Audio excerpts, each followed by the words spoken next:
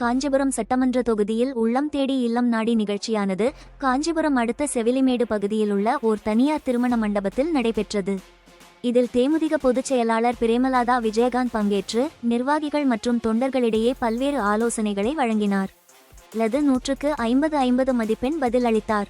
ஆணவ கொலைக்கு முக்கிய காரணம் சாதிவெறி. இது ஆட்சியாளர்களின் விஷயம் அல்ல. ஆணவ கொலை ஒட்டுமொத்த மக்களின் மனநிலை மாறினால் மட்டுமே முடியும் என தெரிவித்தார். எது உயிருக்கு பாதுகாப்பில்லை, உடைமைகளுக்கு பாதுகாப்பில்லை, மீனவர்களுக்கு பாதுகாப்பில்லை, வியாபாரிகளுக்கு பாதுகாப்பில்லை, விவசாயிகளுக்கு இந்த மாதிரி இருக்கு நிலைமை. அதனாலதான் நீங்க இந்த ஆட்சியை பத்தி கேட்டா நிறையும் குறையும் சேர்ந்ததுதான் நான் சொல்லிட்டேன்ல.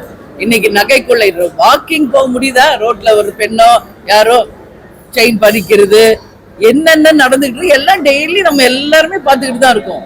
இந்த நிலையெல்லாம் மாறணும்.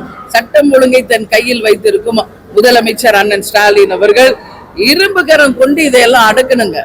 அப்பதான் இந்த மாதிரி திருட்டு நடக்காது, கொலைகள் நடக்காது. ஆனா இன்னைக்கு பாருங்க, ஆணவ கொலைகள் இன்னைக்கு லாக்அப் கொலைகள், விசாரணைன்னு அழைச்சிட்டு போறாங்க, அங்க அடிச்சு கொள்றாங்க.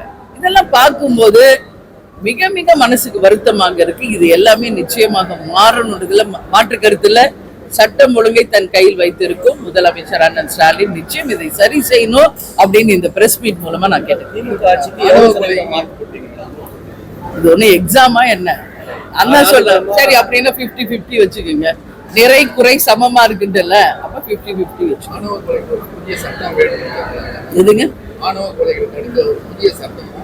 கண்டிப்பா இல்ல, இதுக்கு மெயின் என்ன தெரியுமா? அந்த ஜாதி வெறி தான். இந்த ஆணவ கொலைகளுக்கு பேஸ் எதுன்னு பார்த்தா ஜாதி. எத்தனை பெரியார்களும் எத்தனை பாரதியார்களும் எவ்வளவோ சொன்னாலும் அந்த ஜாதி வெறி என்பது இங்க எங்குமே மறையல. அந்த ஜாதியினுடைய வன்மம் தான் இன்னைக்கு கொலை வரைக்கும் போகுது. அதனால இது ஒரு தனிநபருடைய விஷயமோ ஒரு ஆட்சியாளர்களுடைய விஷயமா இல்லை, ஒட்டுமொத்த மக்களின் மனநிலையே மாறினாதான் இது மாறும். கேப்டன் பெரிய அண்ணால சொல்லி இருப்பார், எல்லாரும் ஒன்னா இணைங்க, அப்பதான் இந்த ஜாதின்றதே ஒன்னா இல்லாம இருக்கும்னு எவ்வளவோ கேப்டனும் எவ்வளவோ சொல்லியிருக்காரு. சோ இது ஒவ்வொரு தனி நபரும் மாற வேண்டிய ஒரு விஷயம்.